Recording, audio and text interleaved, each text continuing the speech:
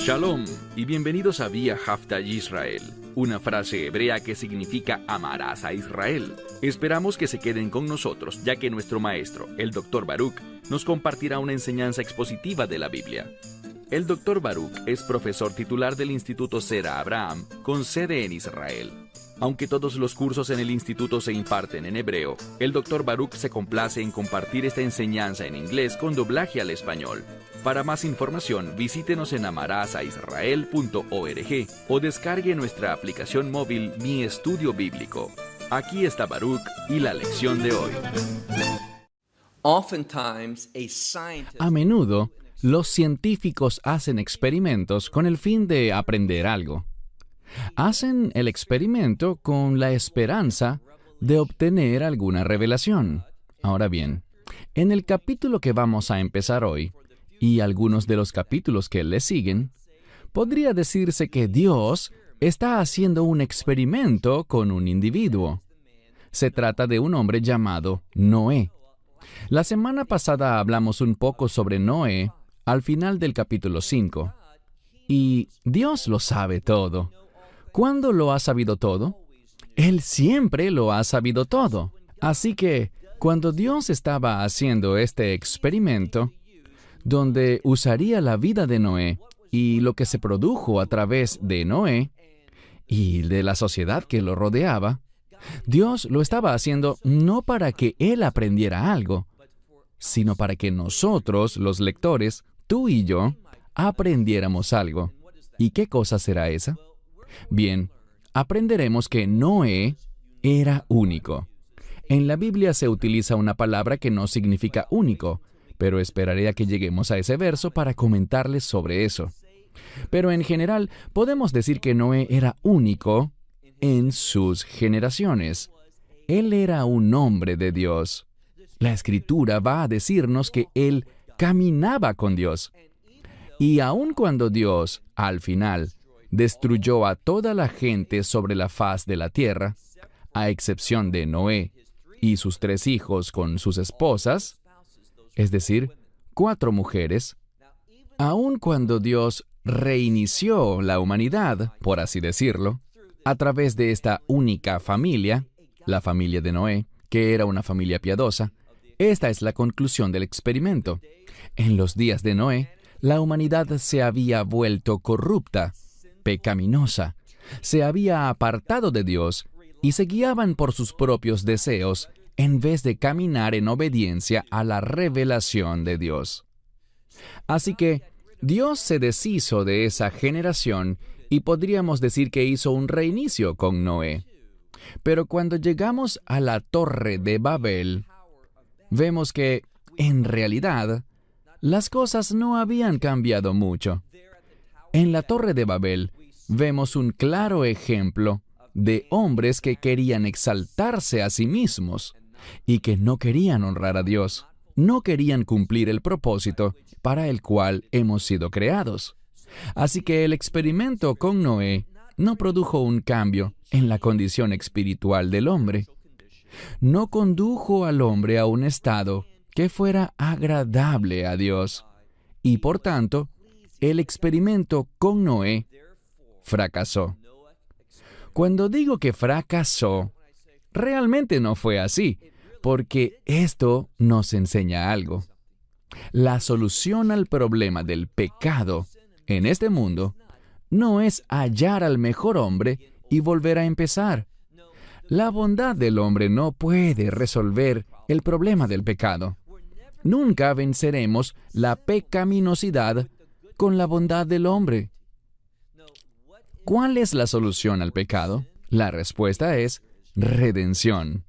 Dios nos da la redención, pero nosotros debemos responder a ella. Nosotros debemos utilizar la fe. Es hacia esto que nos dirigimos en las próximas semanas, en las cuales estaremos viendo la vida de Noé y la vida de alguien que será descendiente de Noé, Abraham, quien se convertirá en Abraham Avinu, nuestro padre Abraham. Quisiera decir algo más antes de entrar de lleno en el capítulo 6 del libro de Génesis, y es que este capítulo es difícil, es problemático. ¿Por qué lo digo? Porque nos vamos a encontrar con un par de términos que, si bien es fácil entender la traducción de estas frases en hebreo, el problema es la implicación, las conclusiones que se derivan de estas frases. ¿Qué es lo que Dios intenta comunicarnos a través de estas palabras? Es allí donde se torna bastante difícil. Busca conmigo el libro de Génesis, capítulo 6. En este punto, Noé tenía 500 años de edad. Sabemos, por lo que vimos la semana pasada, que la gente en ese entonces vivía mucho más tiempo que en la actualidad. Y ya vamos a ver la razón de eso, y lo que la Escritura nos dice al respecto. Pero el número 5, bien sea 5 o 500, suele referirse a una insuficiencia, a algo que tiene carencias. Y al final, este experimento con Noé resultará ser insuficiente para producir el cambio. No dará los resultados que Dios quería. ¿Acaso Dios se sorprendió por eso? No. Él sabía cuál sería el resultado antes de llevar a cabo el experimento. Sí lo sabía. Todo esto es para ti y para mí, no para Dios. Él es quien hace el experimento, pero nosotros somos los alumnos. Verso 1. Y aconteció que cuando el hombre... Aquí estamos hablando de la humanidad. Podemos entenderlo como el hombre, refiriéndose a Adán y a las generaciones que vinieron después de él. Y eso lo vimos en el capítulo anterior. También el término Ha-Adam puede estarse refiriendo a la humanidad en general. Pero, ¿cuál es la conclusión innegable aquí? Veamos el verso. Y aconteció que cuando el hombre se hizo abundante sobre la faz de la tierra, ahora, la población de la tierra es muy grande hoy en día en comparación con el tiempo de Adán y las primeras generaciones que vinieron. La gente está teniendo muchísimos hijos hoy en día. Muchos están procreando hijos en gran número y la humanidad es abundante sobre la tierra en este momento. Y noten lo que dice al final del verso 1. E hijas les nacieron a ellos. Esta no es una revelación nueva.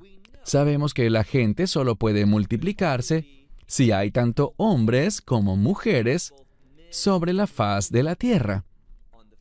Así que, ¿cuál será el significado que se nos quiere transmitir al decir que a los hombres les nacieron mujeres? Literalmente dice que les nacieron hijas. Bien, vamos a conocer algo sobre el hombre. ¿Qué estamos aprendiendo?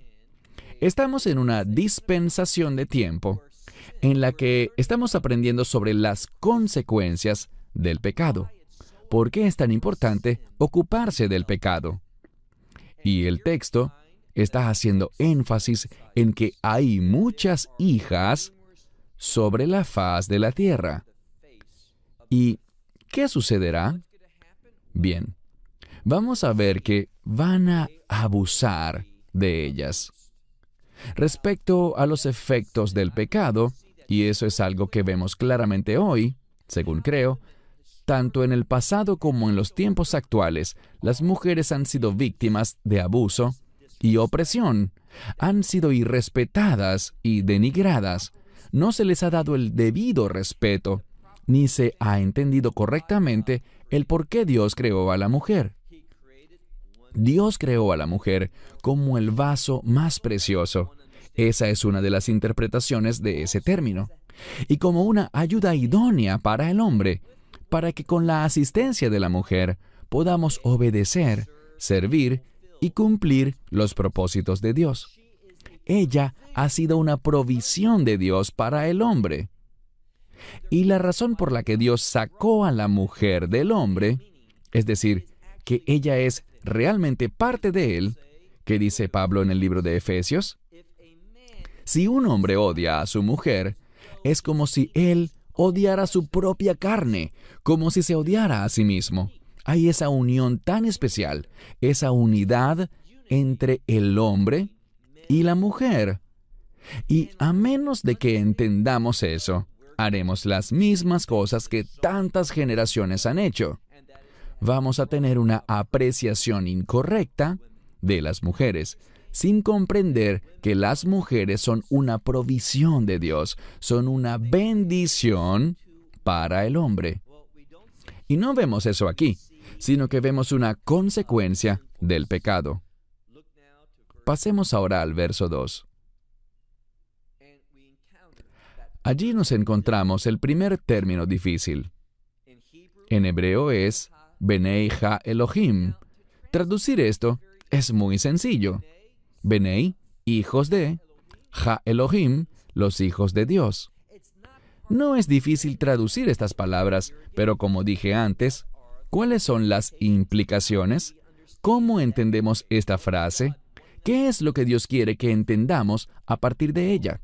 Bien, respecto a la frase los hijos de Dios, unos minutos más adelante en la lección, vamos a ver que hay otro término, Nefilim. El término Nefilim viene de la palabra Nafal, que significa él cayó. Así que Nefilim son los caídos. Y es muy común que la gente diga que esos son ángeles caídos, que los hijos de Dios es una referencia a unos ángeles que habían caído y habían llegado a la tierra. La gente se agarra de esto y dice, bien, si ese es el caso, ¿por qué eso no sucede hoy en día? Entiendan que con el diluvio que estaba por venir, ellos serían destruidos. Hay otras explicaciones, pero no quiero darles una respuesta dogmática diciendo, primero que todo, que los hijos de Dios y los Nefilim sean la misma cosa. Eso puede ser cierto o no. Podría ser una revelación progresiva. Dios usa este término y luego el siguiente término, Nefilim, para ayudarnos a entender. Quizás esto se refiera a dos grupos de personas muy distintos. ¿Podemos ser dogmáticos y decir que son ángeles? No podemos. Les daré una interpretación alternativa. El término Elohim también puede entenderse y traducirse al español como jueces.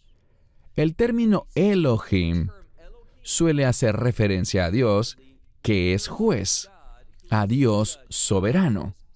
Así que la frase, los hijos de Dios, podría no estarse refiriendo a seres angelicales, y muchos comentaristas rabínicos los consideran como los líderes, esos líderes que tenían dominio o autoridad en aquel tiempo. Estamos hablando de que la sociedad ha crecido.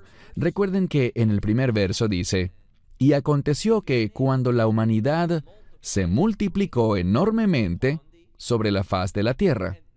Y naturalmente habría personas que estarían ocupando puestos de liderazgo.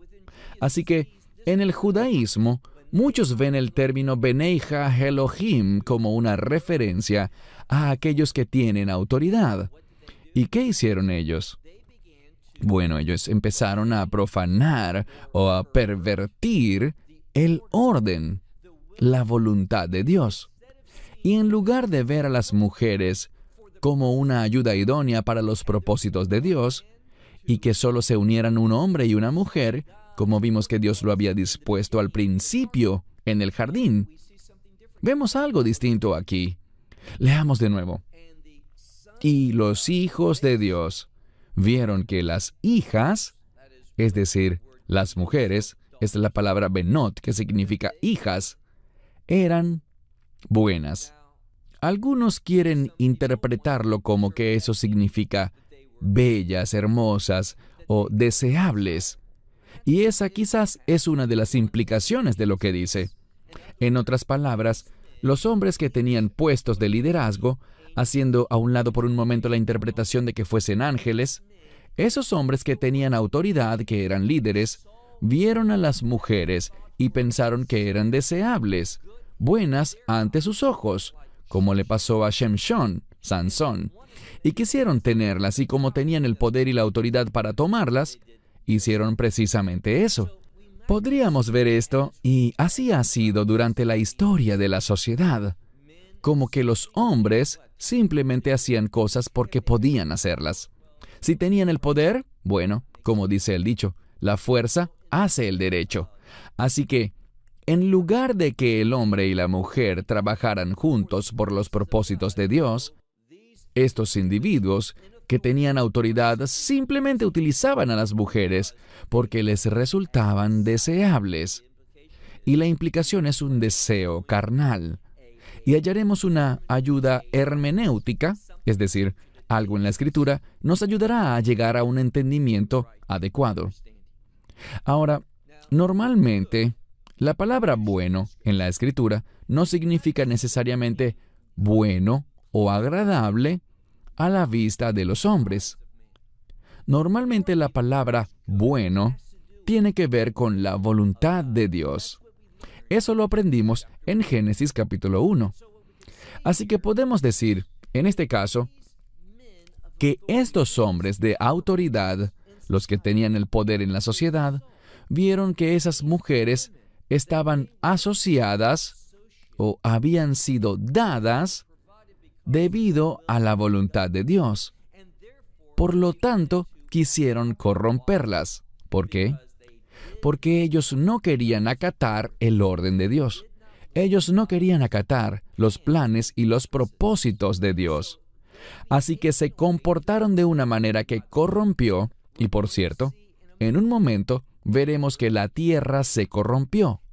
Y esto no fue simplemente una consecuencia que estuviera más o menos ligada de forma desconocida al comportamiento de estos individuos. Puede ser que esos hijos de Dios se comportaron de esa manera a propósito para producir esa corrupción, porque no querían lo que Dios quería. Y ese es el poder y la caracterización del pecado. El carácter del pecado es la oposición a los planes de Dios, a lo que Él quiere, a lo que Él ve como bueno. ¿Y qué hicieron estos hijos de Dios? Bien, dice aquí, y he aquí que las tomaron como esposas de entre todas las que escogieron. Esa frase significa, y la traduje de manera muy directa y literal, que ellos las tomaron como esposas de entre todas las que escogieron. Ellos no escogieron guiándose por la voluntad de Dios. Ellos no buscaron la esposa que Dios había elegido para ellos. Ellos mismos las escogieron, ellos estuvieron a cargo, hicieron lo que querían hacer. Y la implicación aquí es que no se unieron un solo hombre con una sola mujer, sino que un grupo de hombres tomó un grupo de mujeres para sus propósitos, para sus deseos. ¿Cómo sabemos eso? Pasemos al verso 3. Y el Señor dijo que no contendería. La idea es que el juicio de Dios no tardaría en llegar. Él no iba a permitir esto por mucho tiempo. Sigamos leyendo. El Señor dijo, mi espíritu no contenderá con el hombre para siempre. Lo primero que vemos aquí es que, como el pecado está siendo manifestado, como el pecado está en la sociedad, es un requisito que Dios traiga el juicio. Y aun cuando Dios es paciente y tiene clemencia, ese retraso en el juicio de Dios no durará para siempre. Llegará un punto en el que Dios dirá, ya es suficiente. Y luego vemos un cambio aquí en el texto. Aparece el nombre sagrado, Yod, Hei, Vav, Hei. El Señor dijo, mi espíritu no contenderá con el hombre para siempre. Beshagam, Jubasar, por cuanto él es carne. Aquí vemos que Dios está afirmando algo. Él entiende que el hombre se encuentra en un estado caído. Nosotros dejamos atrás lo que Dios quería que fuéramos cuando se cometió el primer pecado.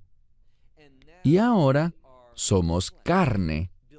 Bilvad, que significa solo carne.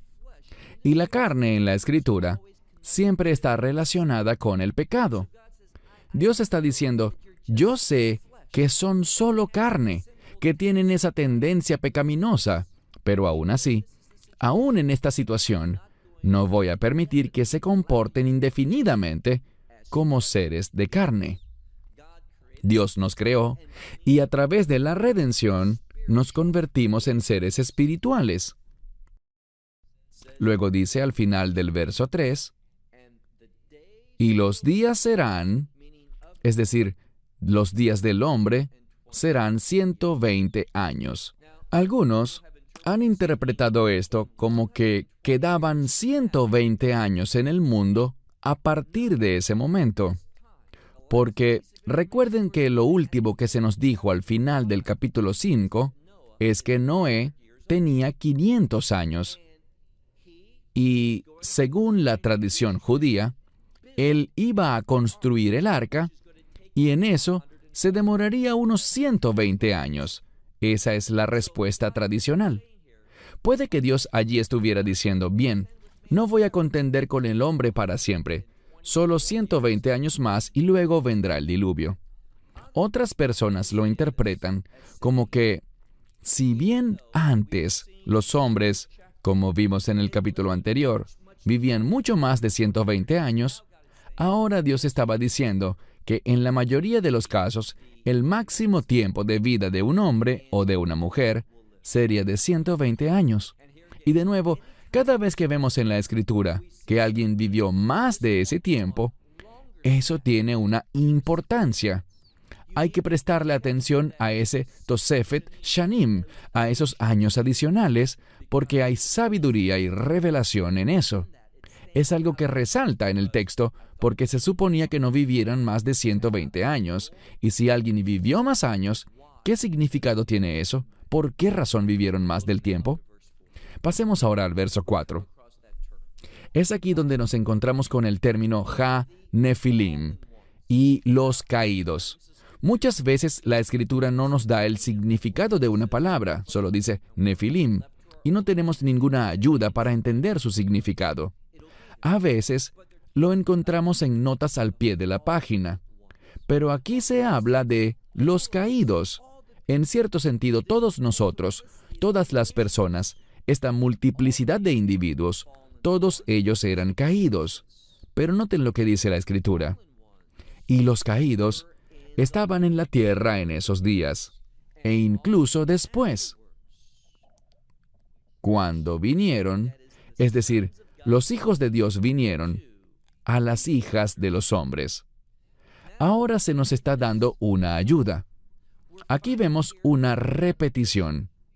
Ya habíamos visto anteriormente que esos hijos de Dios habían tomado mujeres, las escogieron como esposas. Ahora dicen que tuvieron intimidad con ellas y quizás lo que Dios está diciendo es que ese liderazgo, esos líderes, eran depravados, eran personas que actuaban desde su estado caído, desde su estado de pecado. En su estado caído de pecado, los Nefilim estaban en la tierra en esos días, dice, e incluso después, cuando los hijos de Dios se unieron a las hijas de los hombres y les dieron a luz hijos, y eran Giborim. En hebreo moderno, Gibor es un hombre poderoso y también puede significar héroe. Normalmente tiene una connotación positiva, pero aquí lo que se nos está diciendo es que eran caídos y la siguiente generación era incluso más fuerte en ese estado pecaminoso. Así que dieron a luz estos Giborim, los cuales dice aquí que eran del mundo. Y dice Anshei Hashem, que significa hombres de renombre. ¿Qué quiere decir esto? Bien, ellos eran individuos que se hicieron de una reputación. Esto es importante porque esta frase va a estar relacionada con algo que mencioné brevemente, la Torre de Babel. En el relato de la Torre de Babel, los hombres construyeron esa torre para hacerse de un nombre. Aparece esa misma palabra, Shem. Y aquí vemos que eso es lo que están haciendo. No están interesados en exaltar el nombre de Dios, en adorarlo a Él, en alabarlo a Él, sino que usan su poder para exaltarse a sí mismos, lo cual se relaciona con el pecado. Ahora leamos el verso 5. Debido a esto dice, y Hashem, es decir, el Señor, vio que Rabá Ra'at Ha'adam Ba'aretz. Rabá significa mucho o sumamente. Tenemos el dicho Todá Rabá. Todá significa gracias, Rabá significa muchas. Así que dice, y mucha era la maldad de la humanidad en el mundo, en la tierra. Dios nos está revelando aquí, a lo largo de las generaciones, recuerden el capítulo 5, Toldot, los anales históricos del hombre. ¿Quién engendró a quién? En el capítulo 6 vemos una explosión demográfica. ¿Y qué es lo que se destaca? Que por la apropiación indebida de la mujer, por no verla como ayuda idónea, ya que esos que tenían autoridad la hicieron partícipe de sus deseos de exaltarse a sí mismos, y en vez de ser ministros de justicia, ¿qué sucedió? Se multiplicó la maldad grandemente entre la gente, en todo el mundo habitado.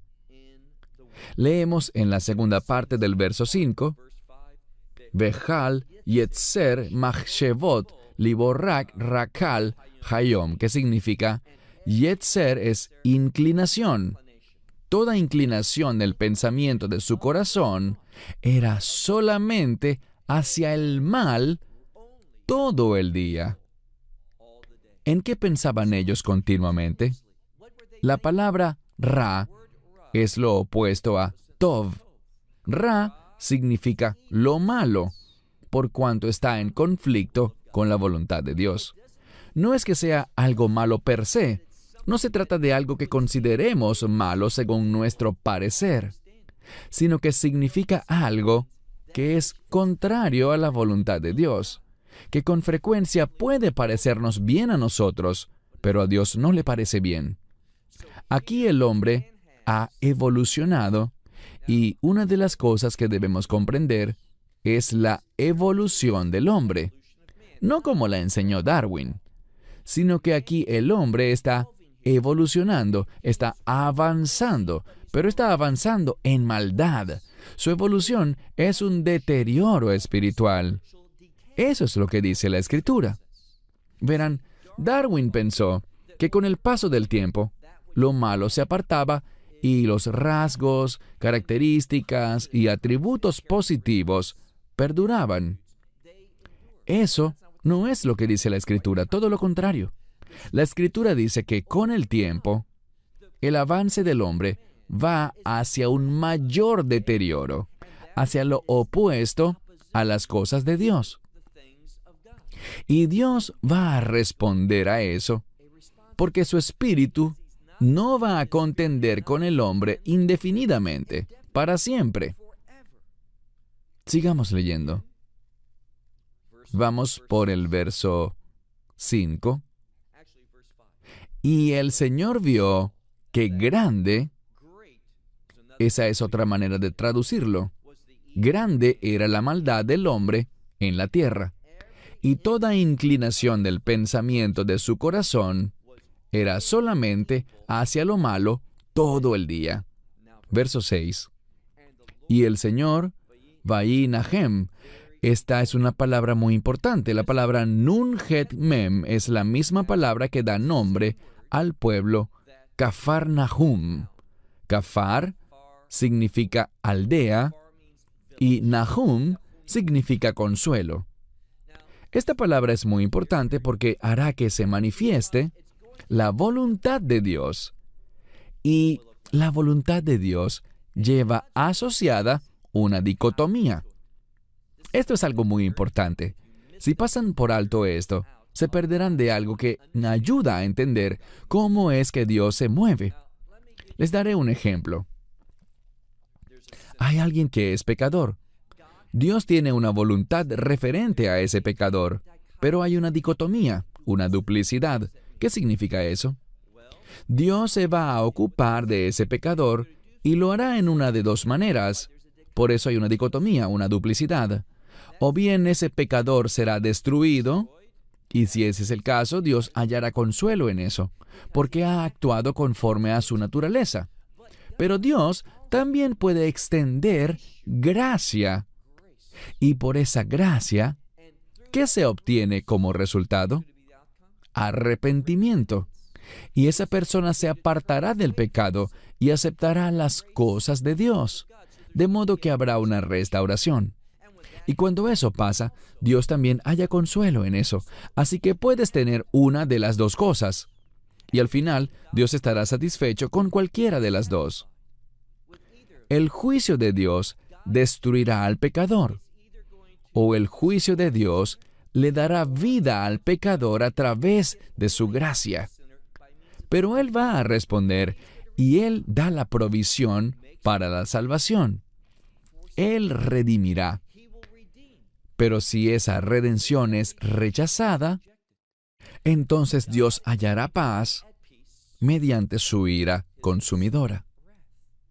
Así que puedes tener una de las dos cosas. Al final, la justicia de Dios será manifestada. Su justicia a través de la gracia que produce el resultado de la redención, que es cuando el hombre está en el estado eterno, correcto, un estado santo, o bien Dios consumirá a los impíos. Es una o la otra, pero no hay un lugar intermedio y no vamos a escapar. Tendremos uno de esos dos resultados indefinidamente. Es lo que la Escritura intenta enseñarnos cuando dice que no contenderá para siempre con el hombre. Viene un día de juicio. Sigamos en el verso 6. Y el Señor halló consuelo. Y en algunas Biblias dice que Él se arrepintió. Esa es una traducción horrible, pero algunas Biblias la usaron. En otras dice que Dios se lamentó. Aquí lo que dice es que Dios hallará consuelo, de cualquiera de las dos maneras. ¿Por qué necesita ese consuelo? Porque Él había hecho al hombre en la tierra y sintió tristeza en su corazón. Él estaba triste por haber hecho al hombre debido al resultado obtenido. Y de nuevo pregunto, ¿esto sorprendió a Dios? No lo sorprendió. Y Dios está introduciendo la redención en el libro de Génesis. Su gracia, su deseo de perdonar, su deseo de proporcionar una manera en la que los pecadores puedan hallar el perdón. Esa es la naturaleza de Dios. Pero si eso es rechazado, entonces caerá un juicio consumidor sobre la humanidad. Y al final, Dios hallará consuelo en cualquiera de las dos soluciones, porque eso será cónsono con su justicia. Su justicia al castigar a los pecadores y su justicia al brindar gracia para que el pecador sea transformado en una persona que pueda ser instrumento de la gloria de Dios. Una de esas dos cosas tendrá que suceder. Vamos a traducir el verso 6 de esta manera. Y el Señor lamentó haber hecho al hombre en el mundo y sintió tristeza en su corazón. Verso 7. Y el Señor dijo, esto es lo que Él va a hacer. Él va a mostrar el juicio primero. ¿Por qué? Porque cuando se revela ese juicio, esa ira consumidora, eso capta nuestra atención y hace que le pidamos a Dios que nos muestre el camino. Eso es lo que deberíamos decir, y no todos lo hacen. Pero el que es sabio, el que entiende la revelación de Dios, sí lo hará. Entonces el Señor dijo, voy a exterminar al hombre que he creado de la faz de la tierra, tanto al hombre como al ganado, las criaturas que se arrastran y las aves del cielo. Así que será una exterminación total de su creación, de toda vida, incluyendo a las aves, las criaturas que se arrastran, el ganado y la humanidad. Porque lamento haberlos hecho. La palabra lamentar es la misma que vimos antes y podría traducirse como hallaré consuelo en esto, porque Dios no está en paz con el pecado. No puede tolerar el pecado para siempre. Él va a manifestar sus atributos. Él odia el pecado y ama la justicia. Castiga el pecado y recompensa la bondad. Él quiere bendecir, pero los que no se dejan bendecir, ¿qué pasa con ellos? Él los maldecirá. Eso es lo que está diciendo. Ahora estamos viendo que su consuelo será la exterminación de la humanidad, de toda ella, porque no refleja sus propósitos y su gloria. Pero veamos el verso 8. Es un verso maravilloso, un verso de esperanza, porque allí Dios estaba diciendo que hallaría consuelo por haberlos hecho. ¿Y de dónde viene ese consuelo? Bien, aquí está el experimento. Leamos el verso 8. Y Noach matzah gen bei enei Hashem. Literalmente dice, y Noé halló gen, gracia, ante los ojos del Señor. La palabra gen también significa favor. El favor es algo que no merecemos, pero Dios lo otorga. Él lo otorga por una razón. Les daré un ejemplo de lo que significa favor. Digamos que hoy tienes $100. Vas al aeropuerto, llegaste a Israel y quieres cambiar los dólares a shekels. Tú das los $100 y a cambio tendrás unos 350 shekels. Eso no es favor. Eso es algo que es igual en valor. Es un intercambio justo. Pero si fueras y dieras esos $100 y en vez de recibir 350 shekels, recibieras 400 shekels, esa cantidad adicional es un favor. Recibir algo que no es merecido. Este es un mal ejemplo porque en ese caso lo correcto sería devolver los 50 shekels que te dieron de más porque fue un error. Pero tratándose de Dios, no hay errores. Él tiene la intención de darnos más de lo que merecemos. Eso es favor. Así que cuando dice que Noé halló gracia o gen, favor, ante los ojos de Dios, lo que está diciendo es que Dios tiene la intención de darle a Noé lo que no merece. Está recibiendo el favor de Dios. No lo merecía, pero Dios quiso responder de esa manera. ¿Por qué? Porque Dios no se deleita, por su naturaleza, por ser quien es. Tiene que castigar el pecado, pero Él busca la manera de mantener intacto su carácter y al mismo tiempo no destruir toda la humanidad, no destruir al menos un individuo. Pero tiene que hacerlo dentro de un marco determinado que no puede ser transgredido. Pasemos ahora al verso 9. Aquí leemos: estas son las generaciones. Es esa misma palabra, toldot.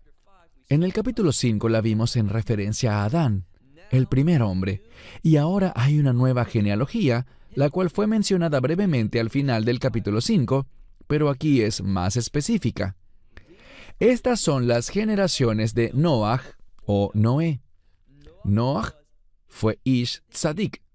Él era un hombre justo. Esto es importante, Tzadik. Y también está la palabra Tamim. Noé era Ish Tzadik Tamim Haya Be Dorotav, que significa él era un hombre justo. Y luego está la palabra Tamim.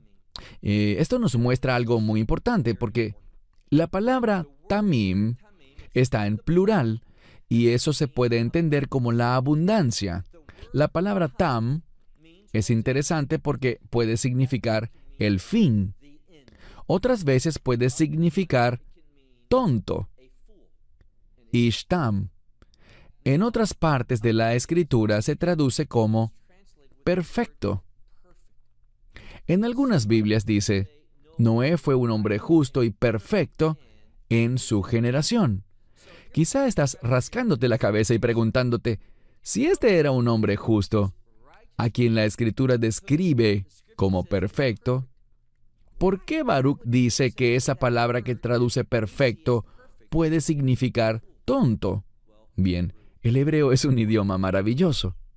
La palabra tam se aplica para alguien que es tonto, es decir, que no es inteligente como Dios. Pero aquí está la diferencia. Existe otra palabra, kasil, que significa tonto en el sentido que nosotros le damos a esa palabra. Pero un ishtam es alguien que dentro de su ineptitud entiende que si no recibe ayuda, se meterá en problemas. Que si no recibe ayuda, está en una situación desesperante. La palabra ishtam significa tonto o falto de inteligencia. Eso es lo que significa realmente, aunque muchas veces usamos este término de un modo diferente. Significa alguien que no es inteligente. Nosotros no tenemos la inteligencia de Dios. Y como no tenemos esa inteligencia, ¿qué es lo que deberíamos hacer? Apoyarnos en Él. Y esa es la clave. Un ishtam es alguien que entiende su ineptitud, su insuficiencia, ¿y qué hace? Se apoya en Dios. Y es porque se apoya en Dios que se produce esa justicia. Él confía en Dios, y el resultado de confiar en Dios es la justicia. Es cuando caminamos con Dios, vean lo que dice la Escritura en la frase siguiente, al final del verso 9. Y él caminaba con Dios. ¿Quién? Noé. Es ese deseo de decir, ¿sabes qué? Donde Dios vaya, yo iré. ¿Por qué? Tal vez yo necesite ayuda, así que no dejaré que Dios se aleje de mi vista. No me pondré en una posición en la que esté separado de Él, porque yo dependo de Él. Eso es lo que Noé demostraba. Y como él hizo eso, Dios lo favoreció. Él iba a usarlo, porque estas son las cosas que resaltan, que captan la atención de Dios, para que Él se mueva en nuestras vidas, como se movió en la vida de Noé. Pasemos ahora al verso 10. Y le nacieron a Noé 3 hijos, Sem, Cam y Jafet. Y en esta generación, vean lo que dice, y el mundo se volvió corrupto delante de Dios, es decir, según los estándares de Dios. Y la tierra estaba llena de jamás. Seguramente esta palabra aparece traducida en tu Biblia como violencia. Y sí es violencia, pero es violencia por el puro gusto de hacer violencia. Al toparnos con esta palabra, mi manera preferida de ilustrar su significado es la siguiente. Digamos que tú tienes un reloj y yo tengo muchos deseos de tener tu reloj. Y yo estoy delante de ti con un palo y te digo, dame el reloj o te golpearé con este palo. Y lo tomaré. Yo no tengo ningún deseo de hacerte daño. No deseo golpearte. Solo deseo robarte el reloj. Si me lo das, me iré y no usaré el palo. Eso no es jamás. Jamás es, ¿sabes qué? Traje este palo no porque yo quiera algo de ti, no como amenaza para que hagas algo que yo quiero o para robarte lo que tú tengas. No. Jamás es cuando vas y golpeas a alguien simplemente porque te gusta la violencia. Esa es tu naturaleza. Disfrutas al hacer sufrir a la gente. Esa es la caracterización ¿de quién? Ese es el carácter de Satanás. La palabra jamás siempre se refiere, en hebreo, a una conducta satánica. Está relacionada con un carácter satánico. Y así es como estaba el mundo. Verso 12. Y Dios miró la tierra, Y he aquí que estaba corrompida, porque toda carne había corrompido su camino sobre la tierra. Dios vio esa corrupción del mundo y dijo, voy a responder. Y esa respuesta de destrucción ya la conocemos. Sabemos lo que va a suceder. Él traería un diluvio. Pero debido a ese favor, debido al gen, debido a la justicia, y debido a que la clave para la justicia es apoyarse en Dios, Noé sería usado por Dios. Ahora bien, Dios dijo simplemente, ¿voy a usar a Noé y voy a destruir a todos los demás? No. Dios es amoroso.